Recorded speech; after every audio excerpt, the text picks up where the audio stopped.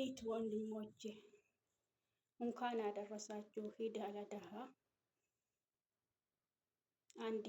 1447ኛ እንኳን አደረሳችሁ እንኳን አደረሰን። ኢዱ የደስታ የፍቅር አላህ ያርግላችሁ። ምኞታችሁን አላህ ያሳካላችሁ። በገወጋ ጌሰን ሀያና ኢድ አል አድሃ በረኩመ tokkoof 447 baga rabbiin ittiin singa'ee obboleewwan hordoftoonni kabajamtoonni kankoo baga rabbiin ittiin singa'een siniin jedha.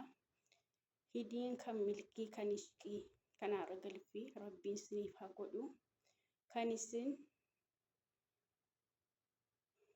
waggaa kanammoo milkooftanii biyya keessanitti galtanii maatii keessanii wajjin baaftan rabbiin siniif haa godhu. Hidiin kun hidii ishqii, hidii aragalfii, hidii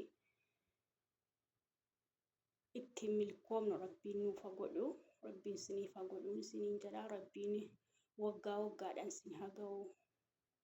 Inna lanaan sin ga'e isa dhufuunis sin haa ga'u siniin jedha. Akkam jirtu nagaadhamti jajjabaattuu fayyaa keessanii alhamdulillah. Hidiin akkam baga rabbiin ittiin sin ga'e inshaallah. Namni jiru gisee kamiyyuu jechuudha.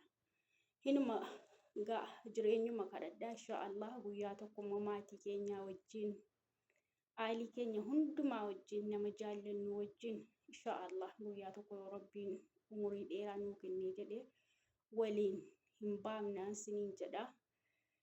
Rabbiin bakka isin jirtanutti sin eeguu sinii wajjin haa jiraatu. Waan isinitti dhufu balaa isinitti dhufullee rabbiin sinirraa haa deebisu. Kan isinitti dhufu taaru kan itti dhayxanullee rabbiin irraa sin haa dhoowwu. Sinirraa haa deebisu siniin jedha. Rabbiin immoo nama milkaa'ee biyya keenyatti galee hidii baasee maatii ofiitii wajjin ashaqee maal jedhee wajjin baasu rabbiin sin haa godhu jedha.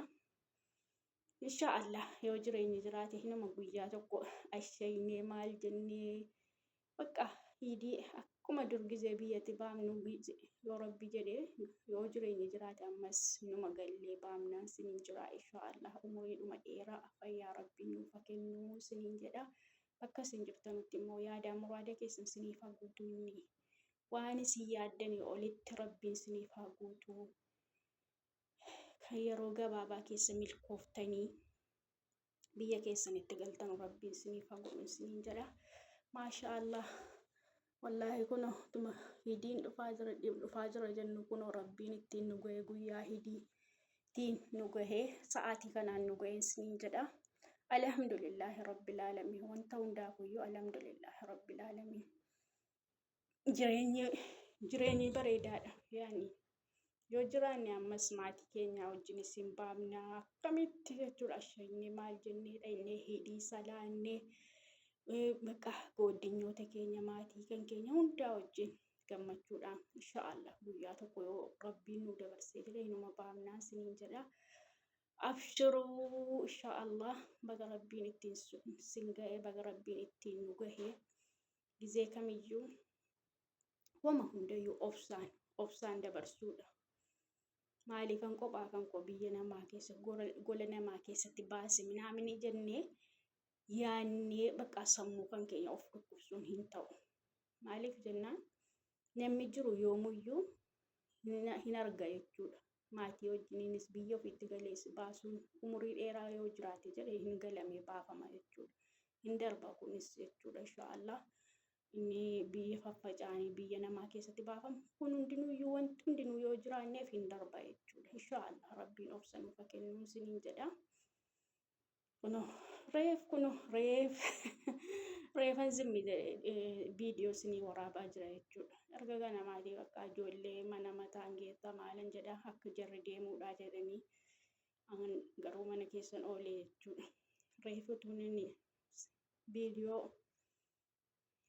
intini waraabiin utuu hin eebbisiinan iyyee intini jedha oolee sa'aatii kana ga'ee immoo bulaa jedheetan kunoo lafa sa'aatii kana waraabaa jira. Reefas asriin sagadamee asriidhaan booda sa'aatiin magareenni dhiyaachuu fa'aa jiran jedha. Inshaallah wallahi wanti hundinuyyuu nama darbaa rabbiin fayyaa bareedaa nuuf haa kennu, umurii dheeraa nuuf haa kennu, rizqii bareedaa rizqiidhuma hin qabne nuu kenne biyya keenyatti nu haa galchu. Nama bakka galee maatiidhaa wajjin akkamitti baasu rabbiin nu haa godhu waggaa kana jechuudha. Nama maatiidhaa wajjin milkaa'ee galee jechuudha. Maatii qofa maal maatii qofa jettu ormaa wajjin jechuudha. Akkamitti ishqiidhaan baasu rabbiin nu haa godhu isiniin jedha. Inshaallah rabbiin immoo jireenyi jiraannaa hinuma qaqqabne hinuma baamna jechuudha. Rabbii waggaan nu haa ga'u jedha. Akkamitti jirtumti nagaa keessanii bakka isinis na jajjabeessuu dhiibnaan anis kunoo bakka babbadee dhufaa jiran jedha.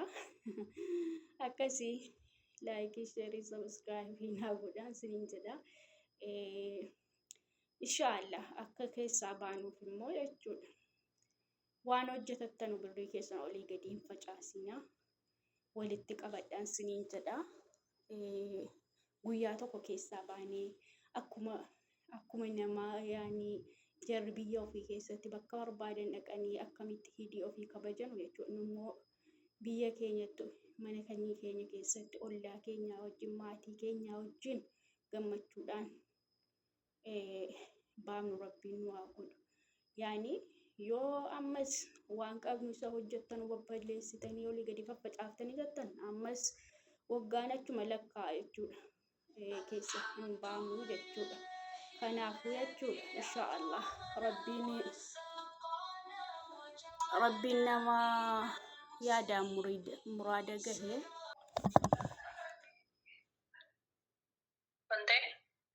Assalamu alaikum warahmatullahi wabarakatuh. Hordoftoota Laylaa jirtuu nagaa keessanii Eid Mubaarak. Bagoggaa keessanii isa dhufuunillee bara dhufuunillee rabbiin isin haa ga'u isin jedha. Laylaa jajjabeessaa sheer laayik sabiskiraayibii godhaa fi saatii guutaa isin jedha jajjabeessaa obboleettii keessanii. Ishee inshaallah rabbiin yaada muraada keessan isiniif haa guutu. Wallah inshaallah sabiskiraayibii fi saatiidhaan jajjabaadhaa gargaaraan isiniin jedha ishee. Waan immoo dogongora jiru kommentiidhaan kaafii kommentii irratti kaafii. Waan jiru sirreessitii rakkoon qabu.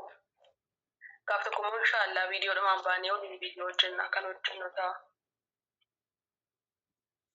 Alas la'u ati fittee immoo silkii ofitti budeenaa isaa akka dhaga'amu bareeche. Hello. ሰላም ሰላም አለይኩም ወራህመቱላሂ ወበረካቱ። እንዴት ናችሁ? ደህና ናችሁ?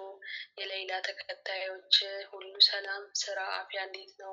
እንኳን አደረሳችሁ። መልካም በዓል፣ መልካም እህት እና እህታችንን አበራታቷት። እሺ ሼር፣ ላይክ፣ ሰብስክራይብ አድርጓት። እንድታረጓትም ደግሞ ተስፋ አደርጋለሁ። ባላ ስም እጠይቃችኋለሁ። እሺ ውዶቼ